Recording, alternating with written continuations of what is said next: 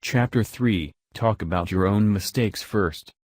My niece, Josephine Carnegie, had come to New York to be my secretary. She was 19, had graduated from high school 3 years previously, and her business experience was a trifle more than zero. She became one of the most proficient secretaries west of Suez, but in the beginning, she was, well, susceptible to improvement. One day when I started to criticize her, I said to myself, "Just a minute, Dale Carnegie, just a minute. You are twice as old as Josephine. You have had 10,000 times as much business experience. How can you possibly expect her to have your viewpoint, your judgment, your initiative, mediocre though they may be? And just a minute, Dale, what were you doing at 19? Remember the asinine mistakes and blunders you made? Remember the time you did this and that?" After thinking the matter over, honestly and impartially, I concluded that Josephine's batting average at 19 was better than mine had been, and that, I'm sorry to confess, isn't paying Josephine much of a compliment. So after that, when I wanted to call Josephine's attention to a mistake, I used to begin by saying, "You have made a mistake, Josephine, but the Lord knows, it's no worse than many I have made. You were not born with judgment. That comes only with experience, and you are better than I was at your age. I have been guilty of so many stupid, silly things myself, I have very little inclination to criticize you or anyone. But don't you think it would have been wiser if you had done so and so? It isn't nearly so difficult to listen to a recital of your faults if the person criticizing begins by humbly admitting that he, too, is far from impeccable. For example, Dillistone, an engineer in Brandon, Manitoba, Canada, was having problems with his new secretary. Letters he dictated were coming to his desk for signature with 2 or 3 spelling mistakes per page. Mr. Dillistone reported how he handled this. "Like many engineers, I have not been noted for my excellent English or spelling. For years I have kept a little black thumb index book for words I had trouble spelling. When it became apparent that merely pointing out the errors was not going to cause my secretary to do more proofreading and dictionary work, I resolved to take another approach. When the next letter came to my attention that had errors in it, I sat down with the typist and said, 'Somehow this word doesn't look right. It's one of the words I always have had trouble with. That's the reason I started this spelling book of mine.' I opened the book to the appropriate page. Yes, here it is. I'm very conscious of my spelling now because people do judge us by our letters and misspellings make us look less professional. I don't know whether she copied my system or not, but since that conversation, her frequency of spelling errors has been significantly reduced. The polished Prince Bernhard von Bülow learned the sharp necessity of doing this back in 1909. Von Bülow was then the Imperial Chancellor of Germany, and on the throne sat Wilhelm II, Wilhelm, the haughty, Wilhelm, the arrogant, Wilhelm, the last of the German Kaisers, building an army and navy that he boasted could whip their weight in wildcats. Then an astonishing thing happened. The Kaiser said things, incredible things, things that rocked the continent and started a series of explosions heard around the world. To make matters infinitely worse, the Kaiser made silly, egotistical, absurd announcements in public. He made them while he was a guest in England, and he gave his royal permission to have them printed in the Daily Telegraph.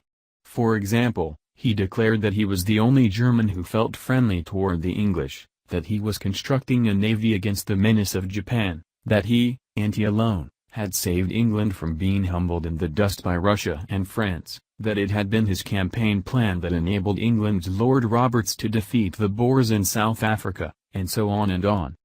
No other such amazing words had ever fallen from the lips of a European king in peacetime within 100 years. The entire continent buzzed with the fury of a hornet's nest. England was incensed. German statesmen were aghast. And in the midst of all this consternation, the Kaiser became panicky and suggested to Prince von Bülow, the Imperial Chancellor, that he take the blame. Yes, he wanted von Bülow to announce that it was all his responsibility, that he had advised his monarch to say these incredible things. "But your Majesty," von Bülow protested, It seems to me utterly impossible that anybody either in Germany or England could suppose me capable of having advised your Majesty to say any such thing." The moment those words were out of von Bülow's mouth, he realized he had made a grave mistake. The Kaiser blew up. "You consider me a donkey," he shouted, "capable of blunders you yourself could never have committed." Von Bülow knew that he ought to have praised before he condemned, but since that was too late, he did the next best thing. He praised after he had criticized. And it worked a miracle. "I'm far from suggesting that," he answered respectfully.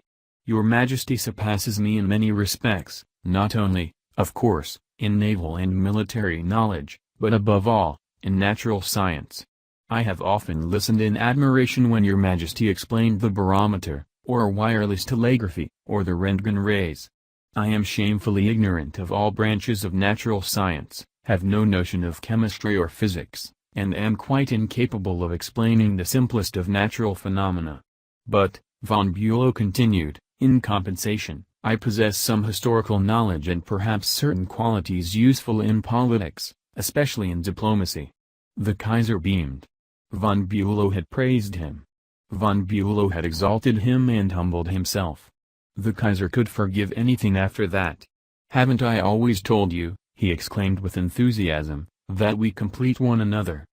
Famously. We should stick together, and we will."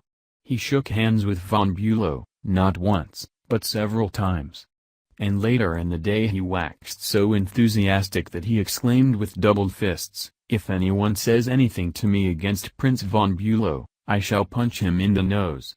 Von Bülow saved himself in time, but, canny diplomat that he was, he nevertheless had made one error. He should have begun by talking about his own shortcomings and Wilhelm's superiority, not by intimating that the Kaiser was a half-wit in need of a guardian. If a few sentences humbling oneself and praising the other party can turn a haughty, insulted Kaiser into a staunch friend, imagine what humility and praise can do for you and me in our daily contacts. Rightfully used, they will work veritable miracles in human relations.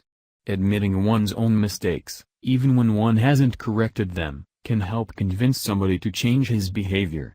This was illustrated more recently by Clarence Zerhusen of Timonium, Maryland, when he discovered his 15-year-old son was experimenting with cigarettes. "Naturally, I didn't want David to smoke," Mr. Zerhusen told us, "but his mother and I smoked cigarettes. We were giving him a bad example all the time. I explained to Dave how I started smoking at about his age and how the nicotine had gotten the best of me and now it was nearly impossible for me to stop. I reminded him how irritating my cough was and how he had been after me to give up cigarettes not many years before. I didn't exhort him to stop or make threats or warn him about their dangers. All I did was point out how I was hooked on cigarettes and what it had meant to me. He thought about it for a while and decided he wouldn't smoke until he had graduated from high school. As the years went by, David never did start smoking and has no intention of ever doing so. As a result of that conversation, I made the decision to stop smoking cigarettes myself, and with the support of my family, I have succeeded. A good leader follows this principle. Principle 3. Talk about your own mistakes before criticizing the other person.